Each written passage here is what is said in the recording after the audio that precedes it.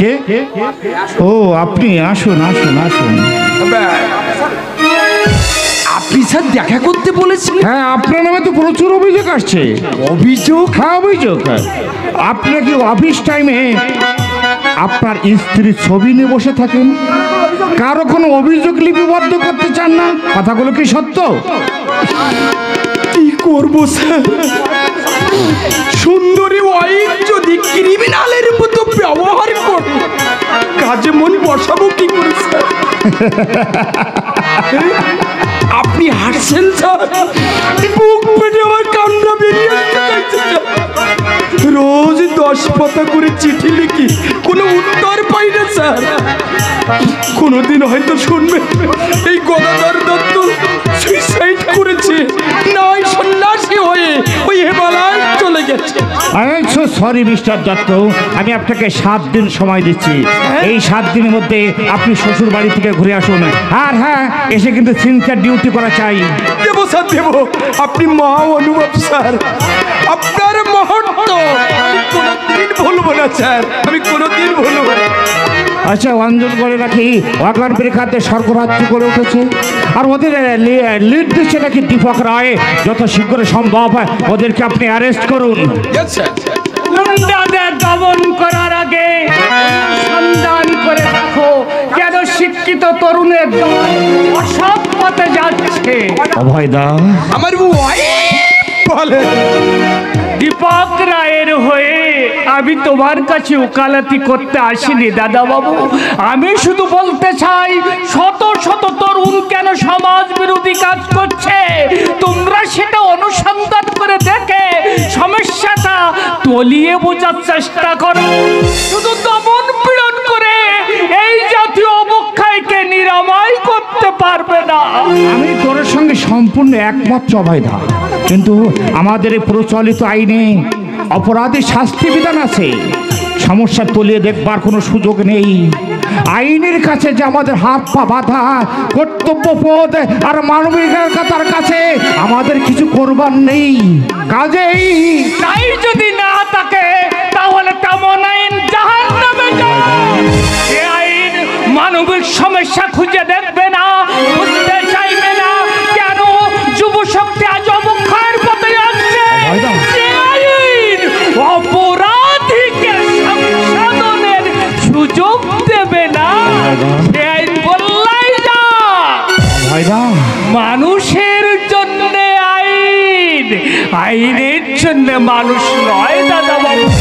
আমি তোমাকে বলে রাখলাম, এই পুলিশের ডাঙ্গা প্রয়োগ করে এই সব বিপদগামী তরুণদের পথে আনতে পারবে না।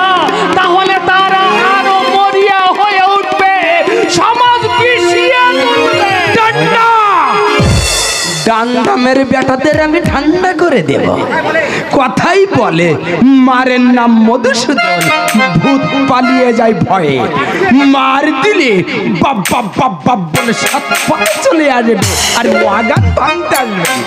চুনোপুটি চোর ডাকাতদের অনেক তড়পাতে পারেন দারোগা বাবু, পারেন ওইসব রাঘব পালদের গায়ে হাত দিতে পারেন, তাদের কোমরে দড়ি বাঁধিয়ে আজতে ঢুকাতে। ওরে বাবা, ওসব আমাদের হবে না। সে অনুরোধ আপনাদের নেই, কারণ এইসব গরিবের উপরে অনেক মূল্যায় হস্তদস্তি করতে পারে। আর চোরাগলি দিয়ে যারা লক্ষ লক্ষ টাকা রোজগার করছে, তাদের কোমরে দড়ি লাগিয়ে যদি হাজতে ঢুকাতে পারেন, তাহলে বুঝবো আপনি বড়দের বাচ্চা। যত সব অবন্তার আলোচনা। আমি ধনীদের গায়ে হাত দিই আর আমার চাকরিটা নট হয়ে যায়।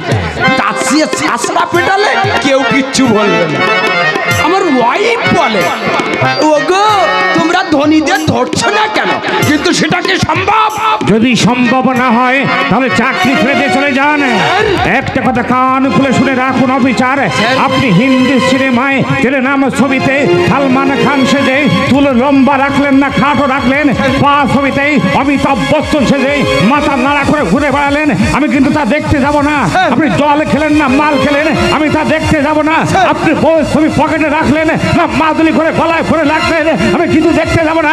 আমি শুধু দেখতে চাই কজন অজ্ঞান প্রেক্ষাপটে আপনি গ্রেফতার করতে পেরেছেন, আর তা যদি না পারেন আমি আপনাকে সোজা উপরে পাঠিয়ে দেব।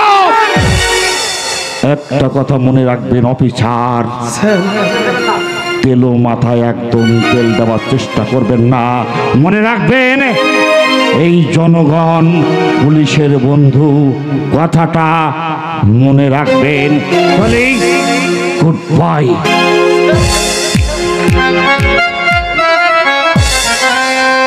পুলিশ জনগণের বন্ধু।